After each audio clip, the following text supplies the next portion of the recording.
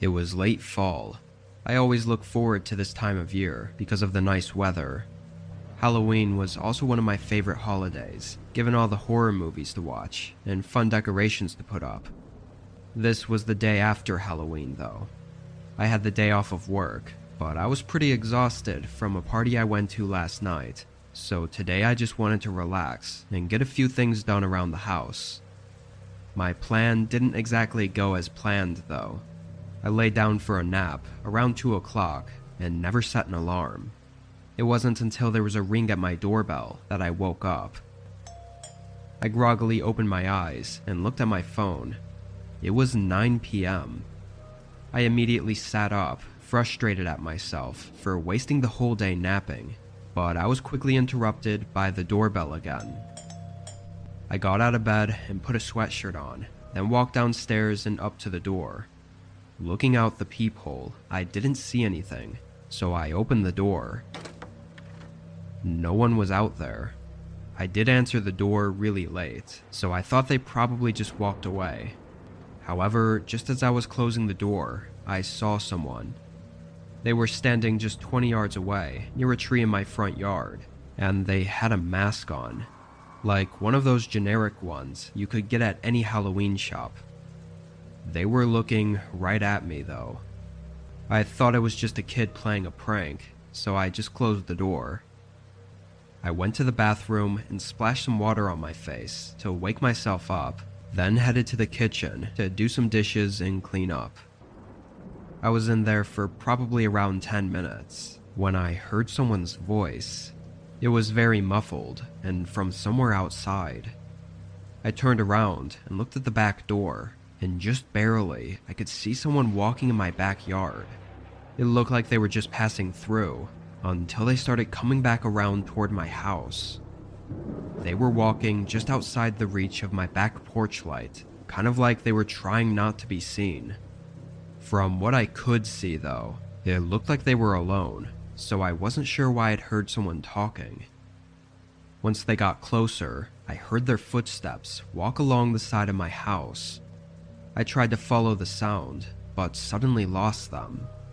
It was quiet, no voices or footsteps.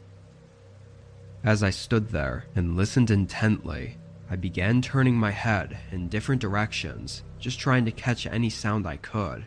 But when I looked back toward the back door, someone was staring right at me. My whole body froze. They were wearing that same Halloween mask, but it was someone else. This person was noticeably bigger and taller than the other one. "What the hell are you guys doing?" I yelled, hoping that if it was kids, then maybe they'd be intimidated easily. It certainly didn't work. They moved away from the door and around the opposite side of the house. Just as I was going to follow them, I heard a crack behind me, followed by footsteps sprinting away. Right where I heard the sound from, there was a window, and when I lifted the blinds, I could clearly see the outer part of the wooden windowsill had been split off. They were clearly trying to break it open quietly, while I was distracted by the other person at the back door. Once they blew their cover, they ran. And after quickly figuring all of this out, I ran upstairs and called 911. I wasn't sure if they'd fully given up yet, but knowing they were trying to break in, with me inside, I wasn't taking any chances on what they may or may not do. They didn't seem to try anything else, though. Cops showed up and took down my report, but even to this day, there hasn't been anything else on what happened. With Halloween coming up pretty soon this year, I'm definitely a little nervous about a possible second attempt. I'll update if anything happens.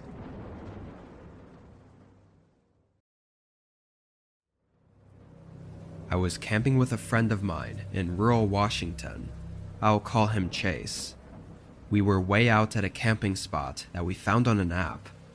It was the middle of fall, so it was pretty cold, but there's just no other time of the year that the forests look this good. The spot was empty too. It was just Chase and I, which made for a relaxing time for us to catch up with each other. The first night we spent there went well. It got a little chilly while sleeping, but it was manageable. In the morning, we hiked up to a small nearby peak that had an overlook. The hike took us around 3 hours, so we got back to our campsites at about noon. When we did, there was someone else there. He was standing near Chase's tent and kind of just looking at it. Chase called out and said hello as we walked up. The guy turned and looked at us, clearly a bit startled for some reason, and instead of saying something, he just hurried away. If it wasn't already strange, it definitely was now. We both immediately went to our tents and checked if all our gear was still there and if anything had been messed with, but neither of us found anything. Maybe we got there before he was able to take anything, but still, it was really odd.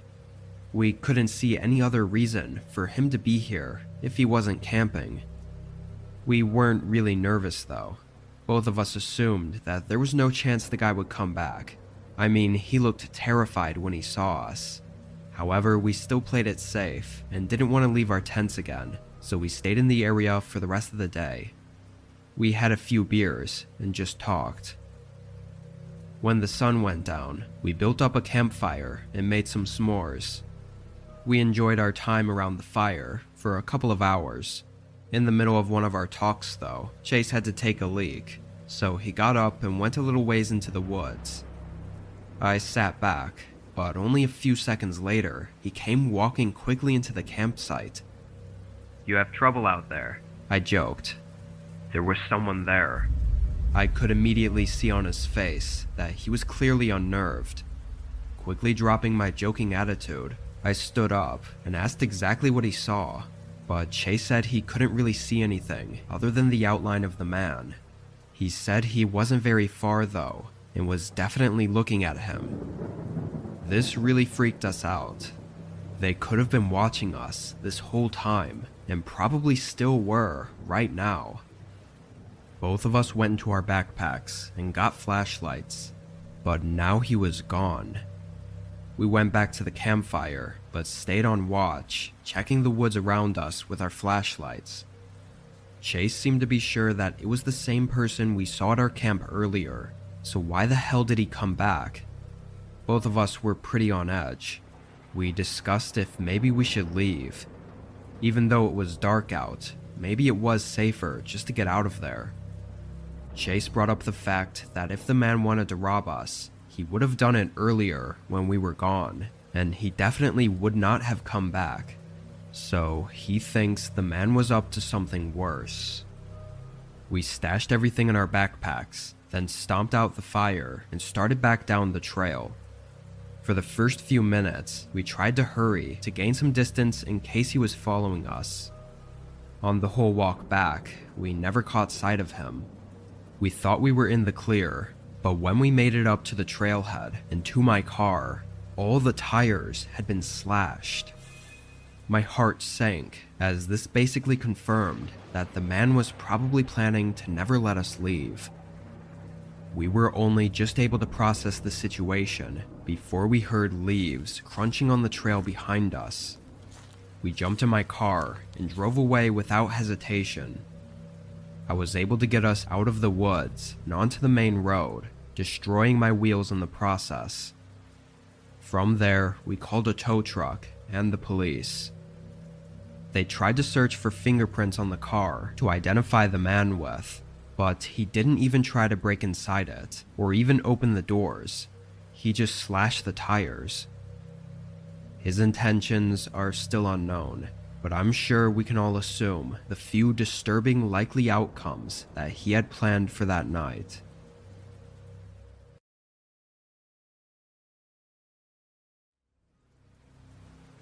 Four years ago, in late October, I picked up a new job at a gas station. My friends were throwing a big Halloween party on the 31st, but because of when I got hired, I didn't have any vacation time, so unfortunately I had to work that night. At least I had most of the day to hand out candy and watch some movies though. I went into work at 8.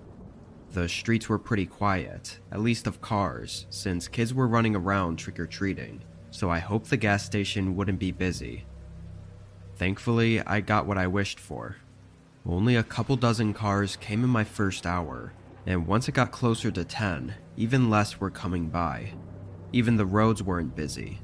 I kept seeing a police car patrolling the road every 15 minutes, but aside from that, it was dead outside. I was fine with it being slow, but scrolling through my phone and seeing everyone else having fun on Halloween night was a little depressing, so I grabbed some boxes from the back of stuff to refill on the shelves. Another little while passed, and as my back was to the front door, I heard the little bell go off. I turned around and saw 3 men walking into the shop. They were all wearing Halloween costumes, like full costumes with masks and everything. One of them was dressed up as Michael Myers, but the other 2 I didn't recognize, probably some other typical Halloween characters. I could tell immediately they weren't kids though. They were grown adults. One of them even had a long beard sticking out from under the mask and had tattoos going up his neck. I greeted them, but aside from a quick glance, they didn't acknowledge me. Maybe they were just trying to be in character or something. I don't know, but it was already weird that they kept the masks on. I left the aisle and went around to the checkout counter while I waited for them to grab what they needed. I noticed there weren't any cars outside though, which explained why I didn't hear them pull in. I watched them look around for a minute at the candy aisle. Then they picked up a bag of Dum Dum lollipops and tossed them on the counter. "Find everything you needed?" They didn't say anything. I rang it up and told them the total. They paid in cash. As I was doing the transaction though, I couldn't help but notice one of them in the back staring at me. Through the mask, I could only see his eyes, but they were locked on me and looked frustrated or angry or something. It made me really uncomfortable. I finished up and told them to have a good night. There was a pause though, before one of the men walked up to the front door and pulled down the bolt lock. My stomach dropped. The one that was staring at me then immediately came around the counter and shoved me onto the ground. I tried to stay calm and told them to take the money and that I wouldn't stop them. However, the other man walked around the counter and right past the register. They weren't here for the money. He forced zip ties around my hands and lifted me onto my feet. I was completely helpless as they dragged me through the store, and after briefly checking outside, they rushed me out the entrance. It was only as they dragged me toward the side of the building that I noticed an old car sitting in the grass outside the parking lot. As we reached the edge of the parking lot though, a sudden glaring light came over top us. It was a police car pulling into the lot. The 3 men dropped me on the pavement and sprinted into their car. I don't know if it just was that their car wouldn't start, or they gave up, or what, but the officers were able to get them before they got away. Backup showed up not even 30 seconds later. I guess what happened was earlier in the night, the police got a report of 3 men in costumes offering kids candy on the sidewalks and trying to lead them away from houses. That's why I kept seeing a patrol car circling the area. What they wanted to do with me, or any of the kids, isn't for sure, as none of the men confessed anything. It almost makes me glad that everything happened the way it did though, because if I'd sold them that candy and heard later on that it was used to kidnap kids with, I probably would have felt a ton of guilt. Thankfully, it didn't have to go that way.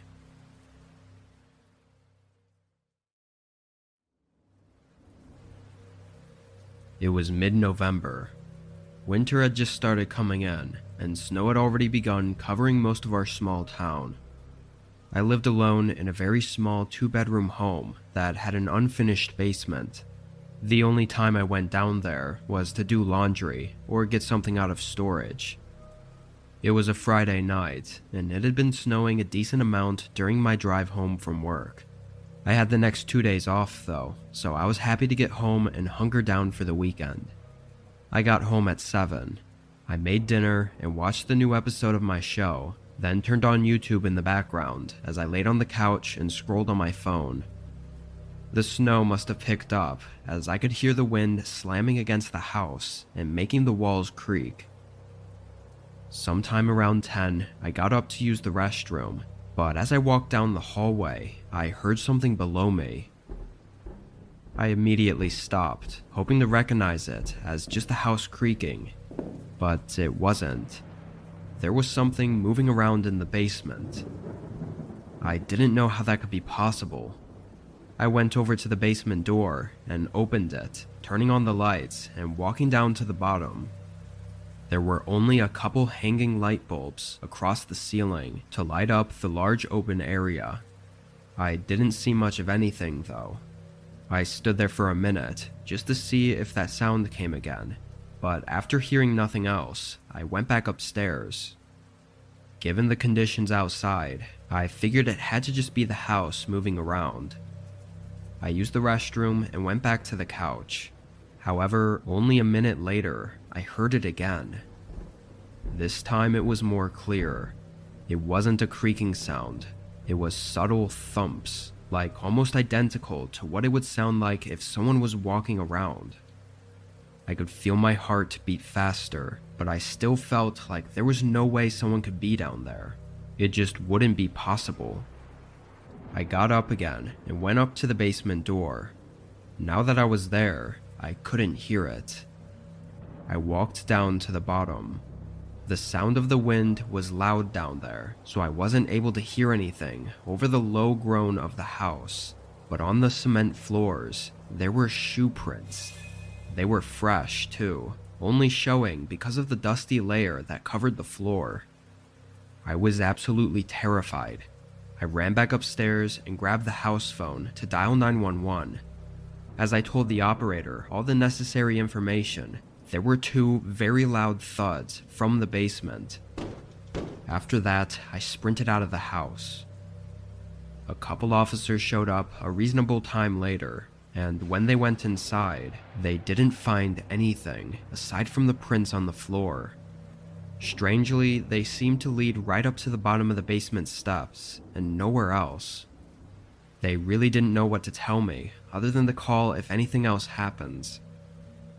I booked a hotel for the next 2 nights, as I was too uneasy to sleep in my own home. With no signs of a break-in anywhere, it's really hard to say who was in my basement, or even how they got in or out. Part of me thinks it might have not even been a person at all, though I'm still really skeptical.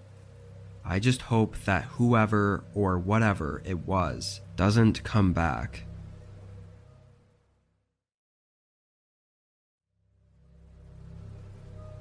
This was way back in 2014. I was in 6th grade and had a small group of friends that I was going trick-or-treating with on Halloween. Now, every time before this, one of our parents always felt the need to tag along, which never let us have the full experience, knowing we were being watched and had to behave.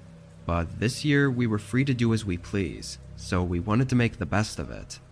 It was me and my friends Johnny, Colton, and Wes. After school on Halloween day, we all got into our costumes and met up at Colton's place, then started making our rounds. Honestly, I don't think any of us thought it would take so long to go through Colton's neighborhood. Most of the houses had good stuff though, even full-sized candy bars at some of them. It was about 8 o'clock when we made it to the other neighborhood. None of us had ever really been there, but it had even bigger houses that we knew had to have the best candy. It was pretty dark out now, and these houses were more covered by trees, so it probably wasn't a good idea to go there. But of course, we still did. We went down the street, stopping at 10 or so houses, when we went up to the last one on the block. This one was noticeably more spread out, further from the other houses, and it looked older, like it was probably there before all the other houses were built around it. Johnny wanted to skip it and turn the corner to the next block, as he thought there was something off about it, but the rest of us didn't listen. We walked up to the porch and rang the doorbell. They had a few carved pumpkins on their doorstep, so we thought they probably had stuff to hand out.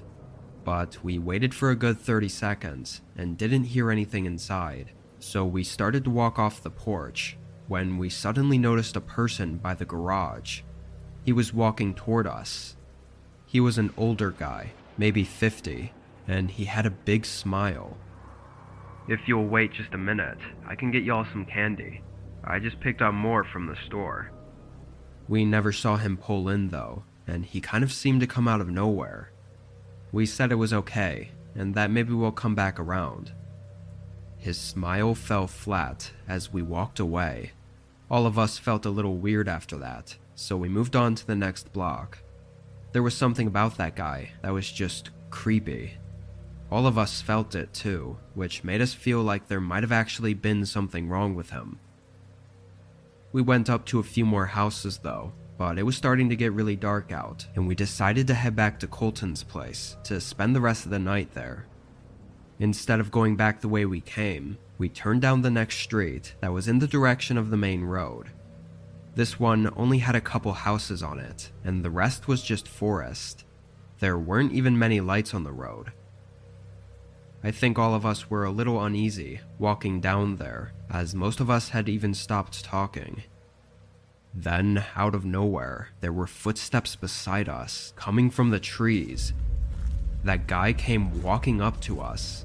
He had that creepy smile again, and tried waving at us as he made his way through the brush and trees and onto the road. All of us backed up as he started talking. I didn't even hear what he said before he lunged toward Colton. Somehow he didn't get him, and all of us sprinted away before anything else could happen.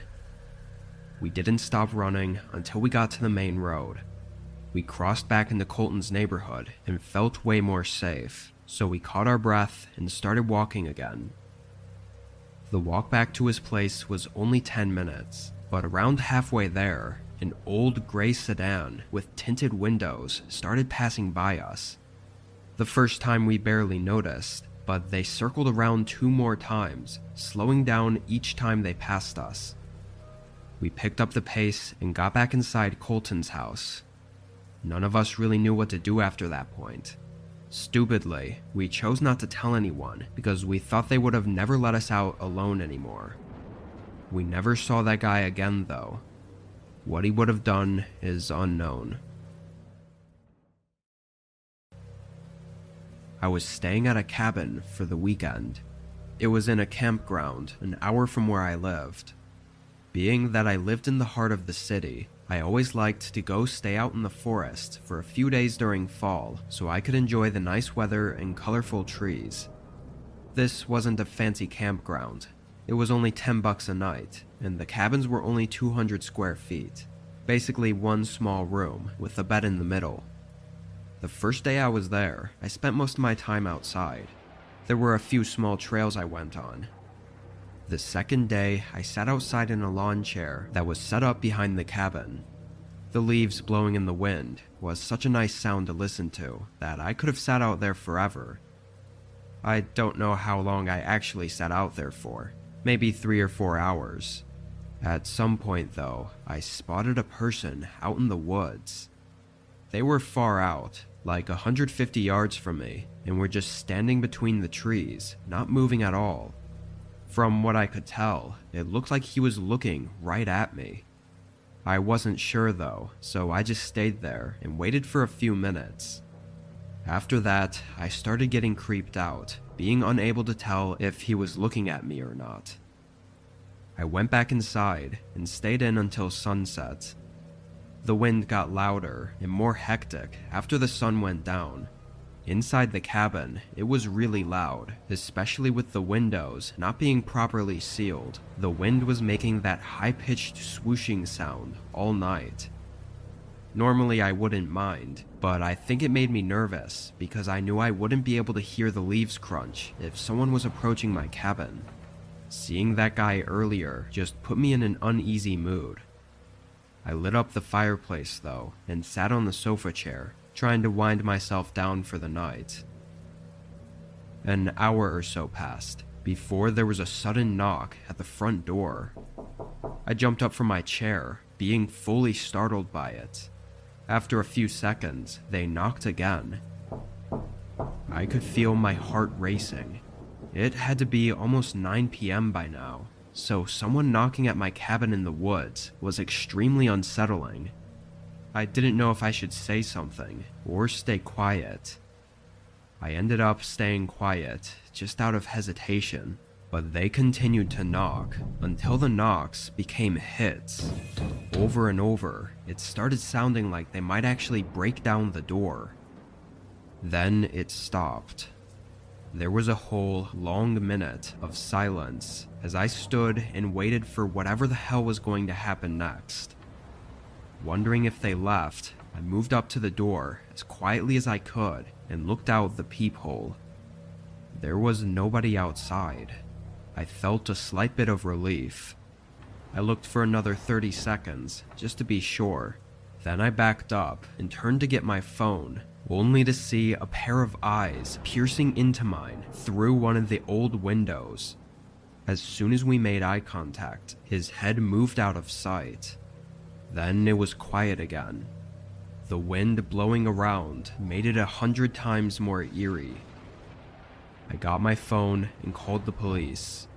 I didn't want to risk running out to my car that was parked across the yard, so I stayed inside and waited for the police to show up. Whoever was outside my cabin must have left, as police made it and found no one. I still don't know what really happened at that cabin, but I've never gone back since.